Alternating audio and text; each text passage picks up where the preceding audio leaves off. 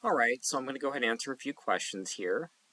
The first question is, who came up with the current classification in 1990 and what are the three domains?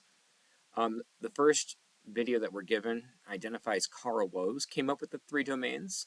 The three domains are bacteria, archaea, and eukaryotes. The second question is, what does monophyletic grouping mean? A monophyletic group consists of a collection of organisms that include a single common ancestor and all of its descendants. The video presents a phylogenetic tree which serves as a visual diagram resembling the tree of life. In phylogenetic classification, scientists aim to create monophyletic groups that display the so-called tree of life through common ancestry, because that's how they accurately describe evolutionary relationships. Now we're given an acronym for question 3. It says, what does the acronym DKPCOFGS represent? It represents D for domain, K for kingdom, P for phylum, C for class, O for order, F for family, G for genus, and S for species. We're also given a fun way to remember this. A fun way to remember the acronym is Dumb King Philip came over from German soil. The scientific name for most species that we'll hear will be of the last two groups of the genus and the species. So the example we're given is a mountain lion. The domain is Eukarya. The kingdom is Animalia. Phylum is Chordata, which basically indicates they're a vertebrate. They have a spinal cord. The class is Mammalia, indicating they're mammals. Order is Carnivora. They're carnivores. Family is Feldae. I'm not sure if I'm pronouncing that right. And then the genus is Puma, and the species is Concolor. So the official name for what do you call it? The official name for the mountain lion would be a Puma concolor.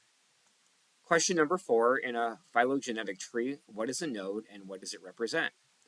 A node in the tree of life represents a common ancestor shared by different species.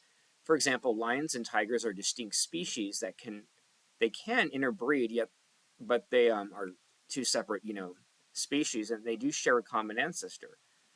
The common ancestor is represented as a node in the phylogenetic tree. So you have lions and you have tigers, and then at some point they shared a population of a species that wasn't the same as them, but it is one that they shared, and that would be where the node would be if you represented it in the phylogenetic tree.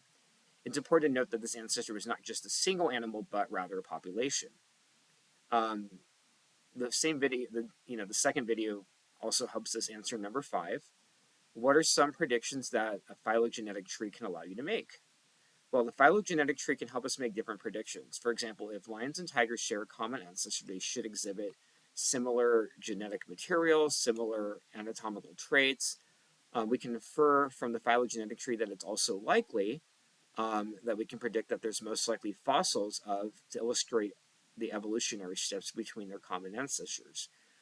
You kind of see this too in primates between, Homo sapiens and Neanderthals and whatnot, going back to some of the, previous ancestors that we shared. We've found those, although those species are no longer present, some of them. Question number 6, what organisms were most closely related to the tiger? And there's actually 2 of them. The second video describes both leopards and lions are equally closely related to tigers as they share the same ancestral node. The last common ancestor of tigers and lions is also the ancestor shared with leopards, indicating that tigers are equally related to both lions and leopards since they all converge at the same node on the evolutionary tree. So I hope that was helpful and descriptive enough. Feel free to leave any comments, and thank you so much for your time.